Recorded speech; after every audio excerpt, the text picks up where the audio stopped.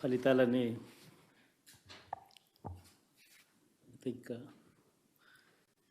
దాదాపుగా కొలిక్కొస్తా ఉన్నట్టున్నాయి.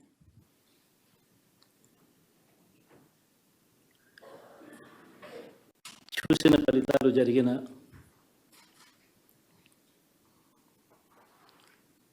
పరిస్థితులు చూస్తే నిజంగా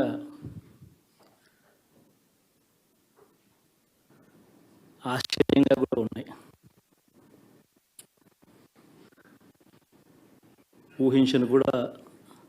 ఊహించలేదు ఇలా జరుగుతుందని, ఇలా వస్తాయని కూడా. బట్ ఎస్,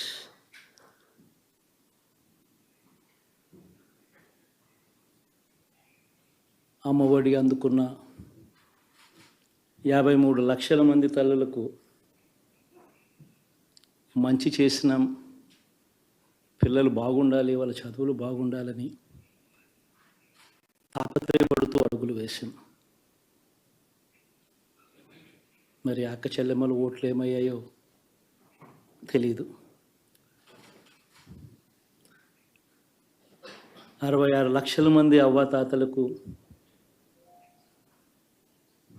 వితంతులకు, వికలాంగులకు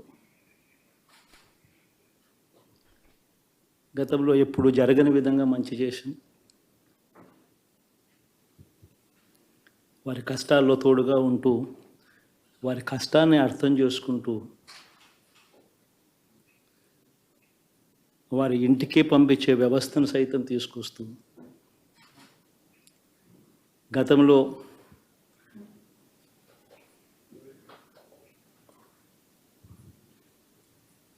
మా ప్రభుత్వం అధికారంలోకి రాకమునుపు ఇస్తా ఉన్న చాలని పెన్షన్ నుంచి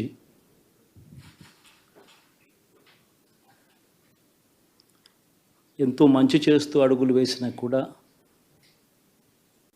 ఆ అవ్వాతాతలు చూపిన ఆప్యాయత ఏమైందో కూడా తెలియడం లేదు. దాదాపుగా 1,05,00,000 మందికి, పొదుపు సంఘాల అక్క చెల్లెమ్మలకు మంచి జరిగిస్తూ, వారి కష్టాలనే మా కష్టాలుగా భావిస్తూ, ఇచ్చిన ఏ మాట తప్పకుండా అన్ని రకాలుగా వాళ్ళకు అండగా ఉంటూ, ఆసరాతో తోడుగా ఉన్నాం, సున్నా వడ్డీతో సైతం అండగా ఉన్నాం, చేయూత సైతం తోడుగా ఉంటూ నిలిచాం. మరి ఆ 1,05,00,000 మంది అక్క చెల్లెమ్మల ప్రేమాభిమానాలు ఏమయ్యాయో తెలియవు. 26 లక్షల మంది చేయూతను అందుకుంటున్న అక్క చెల్లెమ్మలు, వారి ఆప్యాయత ఏమైందో తెలీదు.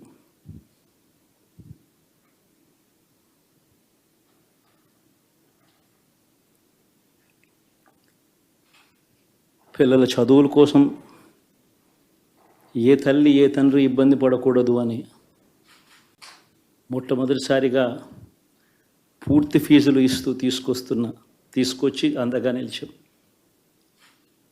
చదువుల్లో ఎప్పుడూ చూడని మార్పులు తీసుకొచ్చాం.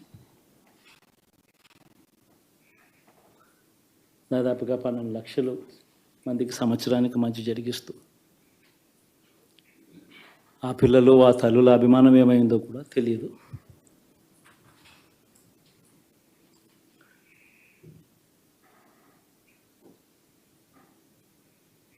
దాదాపుగా 54 లక్షల మంది రైతన్నలకు గతంలో ఎప్పుడూ చూడని విధంగా, జరగని విధంగా పెట్టుబడికి సహాయంగా అందించే కార్యక్రమం మొట్టమొదటిగా జరిగింది మన ప్రభుత్వం వచ్చాకే.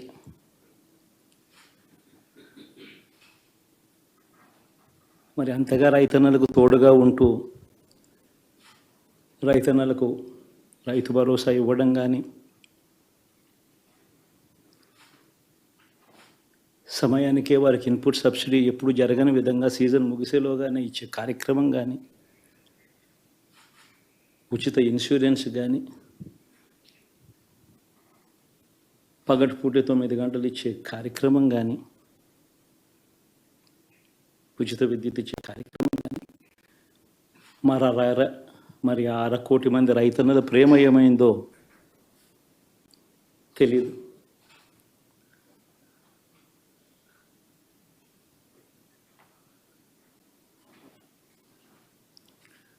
మరి ఇన్ని కోట్ల మందికి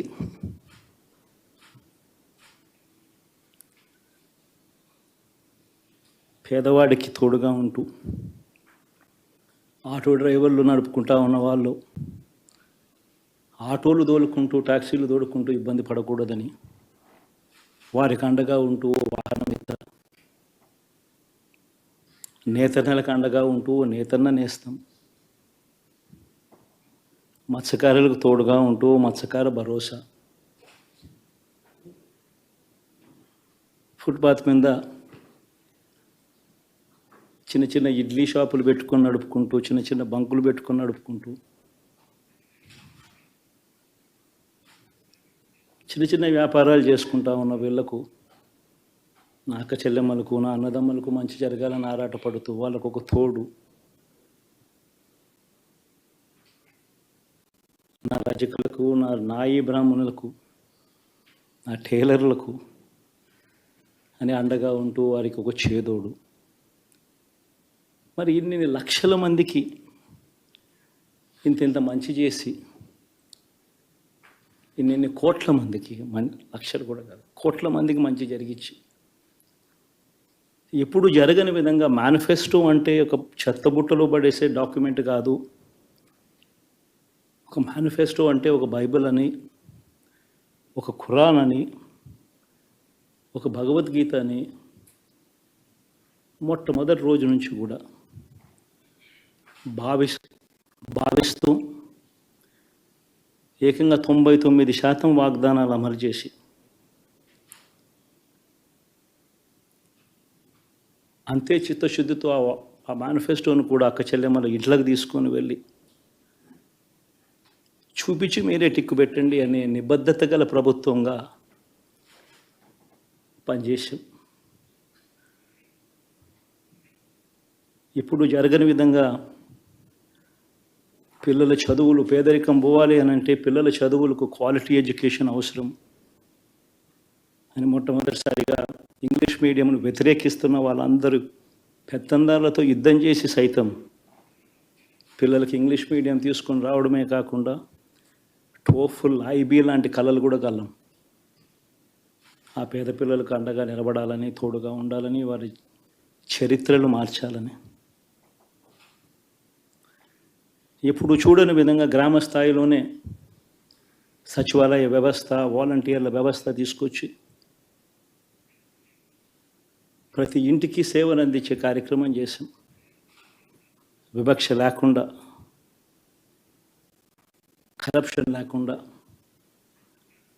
దాదాపుగా 2,70,000 కోట్ల రూపాయల పైచిలకు ఇంటి వద్దకి అందించగలిగాం.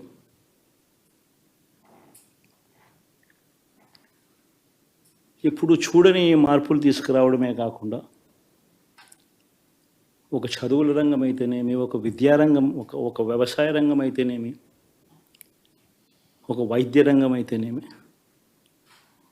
ఏ పేదవాడు ఎప్పుడూ ఇబ్బంది పడకూడదు అని ఎప్పుడు ఊహించని విధంగా మార్పులు తీసుకొస్తూ పేదవాడికి అండగా నిలబడగలిగాం. విమెన్ ఎంపవర్మెంట్ అంటే ఇది, మహిళా సాధికారత ఇది అంటే ఇది అని ప్రపంచానికి చాటి చెప్పగలిగాం. సోషల్ జస్టిస్ అంటే, సామాజిక న్యాయం అంటే ఇది అని ప్రపంచానికి చూపించగలిగాం. మరి ఇన్ని గొప్ప మార్పులు చేసిన తర్వాత, ఇన్ని కోట్ల మందికి మంచి జరిగిన తర్వాత మరి అభిమానం ఏమైందో, ఆప్యాయత ఏమైందో తెలియదు. నేను చాలా ఎలక్షన్లు చూశాను, ప్రత్యక్షంగా నేను కూడా ఓటేశాను. ఈరోజు ఓటర్స్ అందరూ కూడా వాళ్ళ ఓటు ఉపయోగించుకోవడానికి వాళ్ళు చూపించిన చొరవ నేను ఎప్పుడూ మర్చిపోలేను. ఎందుకంటే తమిళ్లో అరిస్తే నేను మాట్లాడను. దయచేసి ఉండాలి. మీ లోగో కోసం ప్రయత్నాలు చేస్తే ఎట్లా మీరు కంటెంట్ కోసం కాకుండా?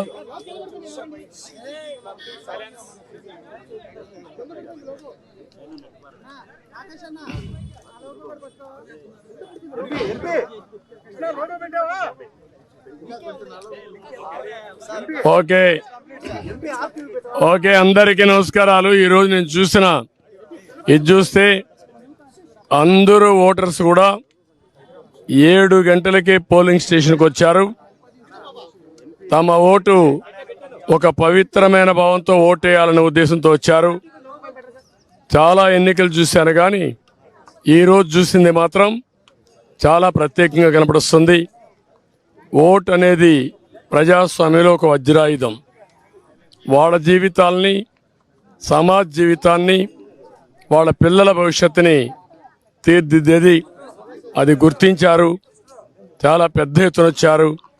రాష్ట్రం అంతా కూడా ఒకటే కోరుతున్నా, ఓటు మీ హక్కు, ఓటు మీ జీవితాలను మారుస్తుంది. అదే మాదిరిగా మీ భవిష్యత్తును మారుస్తుంది. మీ పిల్లలే కాకుండా మీ భావితరాల పిల్లలకు కూడా పునాదులు ఇస్తుంది. దయచేసి బాధ్యతగా ప్రతి ఒక్కరూ రావాలి, ఓటు వేసుకోవాలి, ఓటు వేయాలి. తద్వారా మీ యొక్క మనోభావాలు తెలియజేసి రేపు రాబోయే రోజుల్లో ఏదైతే సుపరిపాలన ఉంటుందో ఆ సుపరిపాలనకు నాంది పలకాల్సిందిగా మరొక్కసారి కోరుకుంటూ, మరొక్కసారి అందరినీ విజ్ఞప్తి చేస్తున్నా, అశ్రద్ధ చేయొద్దండి. ప్రతి ఒక్క వ్యక్తి యొక్క బాధ్యత. ఎక్కడో అమెరికా నుంచి, హైదరాబాద్ నుంచి, లేకుంటే బాంబే నుంచి, వివిధ నగరాల నుంచి, బెంగళూరు నుంచి, చెన్నై నుంచి, అనేక నగరాల నుంచి వాళ్లే డబ్బులు ఖర్చు పెట్టుకుని అభ్యర్థులు తెలియకపోయినా ఒక పార్టీ విధానాలతో వాళ్ళు ముందుకు వచ్చే పరిస్థితికి వచ్చారు.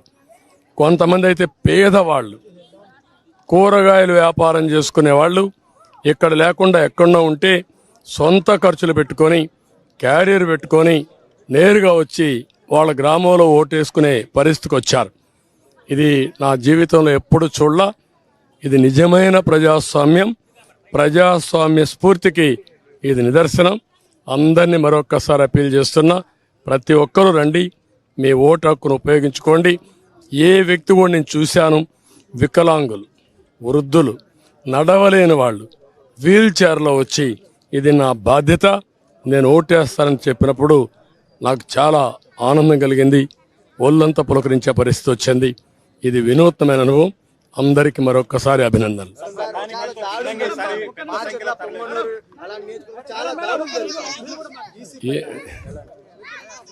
ఎలక్షన్ కమిషన్ కూడా ఎప్పటికప్పుడు కంప్లైంట్ చేశాం.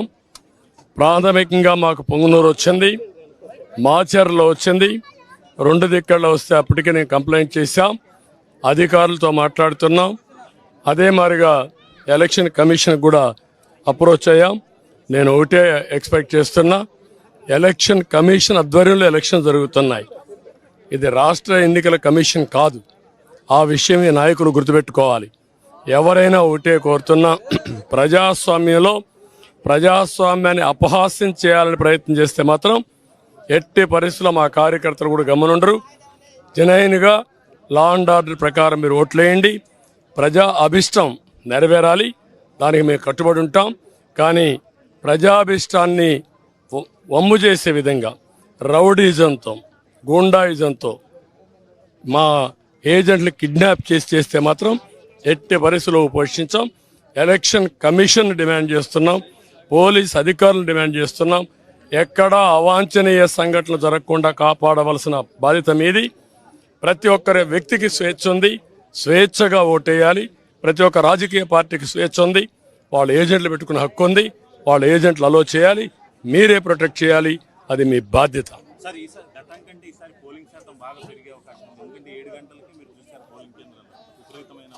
నేను 43వ ఓటు వేసాను. అంటే నేను వేసే కొంది 43 మంది వేశారు ఒక బూత్లో. అంటే 10% ఓట్లు వేసేసారు ఇప్పటికే. నేను పోయే కొందికి క్యూలో అయితే చాలామంది ఉన్నారు. అంటే ఊరు కదిలొస్తున్నారు. ఏదైతే ఓట్ల పండగ అనుకున్నామో ఆ ఓట్ల పండగ కనపడుస్తూ ఉంది. ఇది ప్రజాస్వామ్య వేడుక. ప్రజాస్వామ్యాన్ని పరిరక్షించుకోవడానికి ప్రజా చైతన్యం ఇది ఒక నిదర్శనం.